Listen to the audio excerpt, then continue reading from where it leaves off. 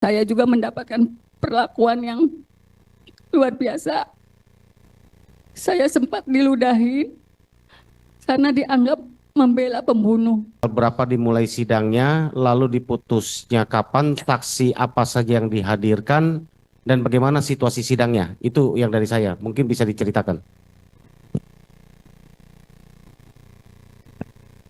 Sakatata sidang tanggal 3 Oktober 2016. Putusannya tanggal 10 Oktober 2016. Hanya 7 hari sidangnya? Ya, setiap hari. Untuk kasus 340, itu yang pertama disidangkan ya, 1 bulan setelah dia dilakukan penangkapan. Tanggal 31 Agustus ditangkap, 3 Oktober Sidang. sudah disidang. Ya, tanggal 10 sudah putusan. Tanggal 10 Oktober sudah putusan. Ya. Ya, lanjut cerita.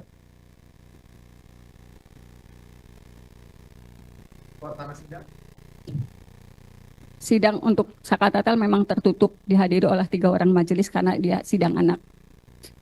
Tetapi kondisi di luar sidang, kami mendapat tekanan yang luar biasa.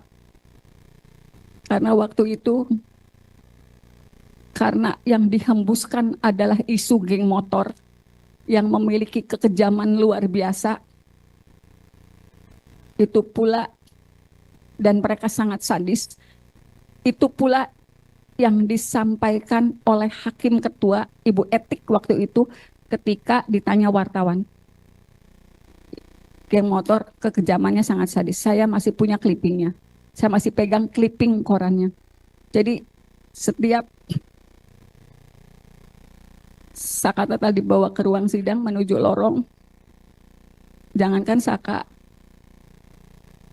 saya juga mendapatkan perlakuan yang luar biasa. Saya sempat diludahi karena dianggap membela pembunuh. Bahkan ada anggota dewan namanya Pak Jafarudin yang langsung memimpin sidang. Dengan suara keras dia menyatakan, nanti anaknya pengacara juga mengalami nasib serupa seperti Vina. Mobil saya juga sempat digoyang-goyang. Walaupun saya berusaha parkir agak jauh. Kemudian intimidasi itu kami rasakan betul karena saksi-saksi alibi yang dihadirkan itu datang tanggal jam 9 pagi, tetapi sidang baru menjelang maghrib. Kita kondisi sudah sangat lelah, psikologis kami juga sudah rusak. Karena semua saksi juga sepertinya sudah ada yang menginformasikan kalau saksi-saksi itu akan meringankan Sakatatal. Jadi saksi juga mendapat perlakuan yang sama. Kemudian dari Kejaksaan Tinggi juga hadir di ruang sidang Sakatatal. Aparat dari kepolisian selalu bersenjata lengkap di dalam ruang sidang Sakatatal. Di pintu ruang sidang Sakatatal. Kemudian pada sidang dewasa ternyata kondisinya lebih parah lagi. Karena saya juga menjadi kuasanya Sudirman. Sebetulnya di ruang sidang dewasa itu 2 perkara sekaligus dijadikan 1. Nomor perkara nomor 4 dan nomor perkara nomor 3. Jadi walaupun saya pegang perkara nomor 4 atas nama Sudirman yang bergabung dengan bekas perkaranya Hadi dan kawan-kawan, tetapi saya juga bisa menyaksikan digelarnya sidang Eko dan Rivaldi yang di berkas terpisah. Karena waktu itu majelis mengizinkan, udah daripada mondar-mandir ibu diam aja di dalam tapi tidak bertanya karena bukan perkara yang dipegang.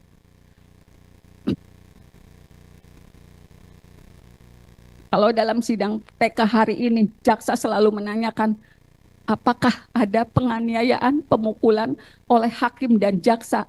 Sebetulnya saya yang bisa bercerita. Secara psikologis kami dirusak betul-betul oleh penyidik yang masuk dengan membawa pistol untuk memberikan keterangan. Dan jaksa sama sekali tidak pernah memerintahkan pistol itu ditaruh. Justru yang ngomong pistol itu disimpan karena kekhawatiran justru dari pengacara. Kemudian juga ada seorang penyidik yang ada seorang anggota kepolisian yang waktu itu dijadikan saksi karena sebetulnya di sidang dewasa Anak-anak sudah menyatakan, saya disiksa, saya disetrum, terpaksa mengakui sesuai BAP karena sudah ditulis di papan tulis. Itu sebenarnya sudah disampaikan di sidang 2016.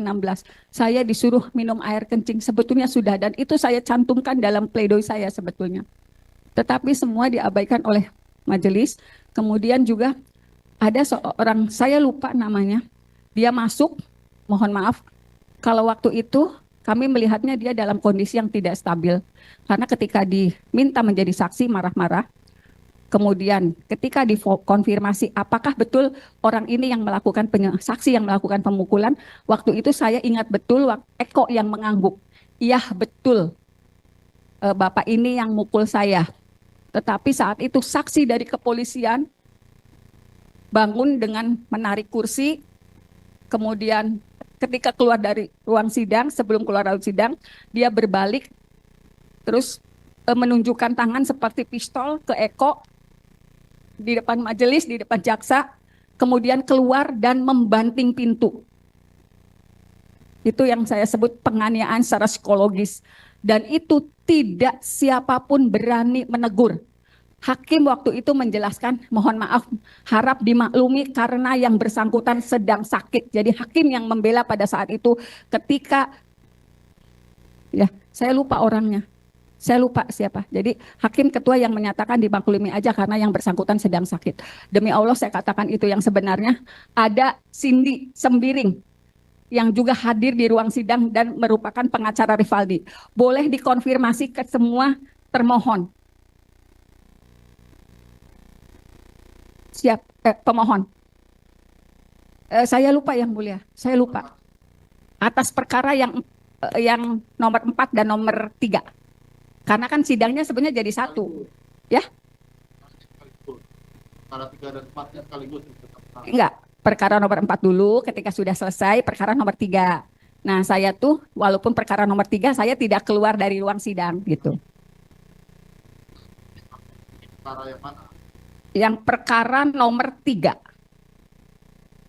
Atas nama Eko. Karena waktu itu Eko yang langsung ditunjuk oleh yang bersangkutan. Yang mulia, boleh kita minta konfirmasi dari pemohon Eko untuk berkaitan dengan kesaksian tadi untuk menguatkan betul apa tidak supaya kita confirm. Nanti Pak, kan ada tanggapannya. Oh Di ya, akhir kalau persidangan. diizinkan mulia, maksudnya untuk. Di akhir persidangan kita. Ya, makasih. Ada lagi pertanyaannya? Dari saya cukup mulia. Silakan kalau ada tambahan. Download Tribun X sekarang. Menghadirkan lokal menjadi Indonesia.